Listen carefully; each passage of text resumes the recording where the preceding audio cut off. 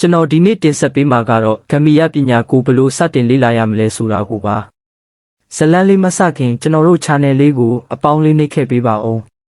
ဂမီယပညာဆိုတာမြန်မာယဉ်ကျေးမှုထဲမှာဝိဇ္ဇာမဏ္ဍအာယုံစူးစိုက်မှုတဘာဝလွန်အယူဆတွေကိုပေါင်းစည်းခေါ်ဝေါ်တာများပါတယ်တချို့ကဗုဒ္ဓဘာသာတရားနဲ့ရောဆက်ပြီးပြောကြသလိုတချို့ကမော်ပညာလိုပဲယူဆကြပါတယ်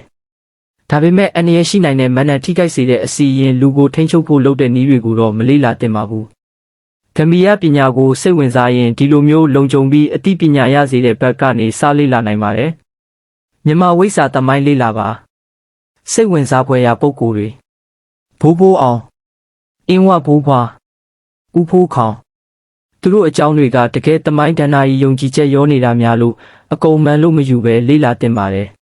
ဗုဒ္ဓဘာသာအခြေခံတရားကိုအရင်နားလဲပါတချို့လူတွေဂမီယဆိုပြီးကြောက်စရာဘက်ကိုတွားကြပေမဲ့တကယ်တမ်းအခြေခံကတမာတိမေတ္တာစိတ်အာယုံစူးစိုက်မှုသီလဒီဘက်တွေကပိုအရေးကြီးပါတယ်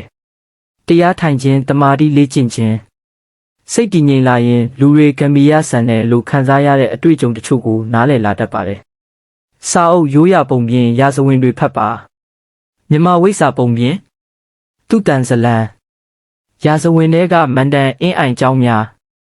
တောထွက်ဆရာတော်များအကြောင်းဒါတွေကအသိပညာအတွက်လည်းအရန်ကောင်းပါတယ်မိမိလက်တွေ့ဘဝကိုမပျက်စီးစေပါနဲ့ဂမီယကိုအလွန်ကြုံယုံပြီးလူလိမ်ခံရတာငွေကုန်တာစိတ်ကြောက်လန့်တာနေ့စဉ်ဘဝပြတ်တာမျိုးမဖြစ်အောင်တတိထားဖို့လိုပါတယ်စိတ်ဝင်စားရင်နောက်တစ်ဆင့်အနေနဲ့မြန်မာဝိဇ္ဇာ30မျိုးဘိုးဘိုးအောင်ရဲ့နာမည်ကြီးတန်တာကြီး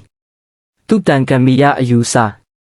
မန္တန်ဆိုတာဘာလဲတွေကိုလည်းဆက်ရှင်းပြပေးစေချင်ရင်ကွန်မန့်မှာရေးခဲ့ပေးပါ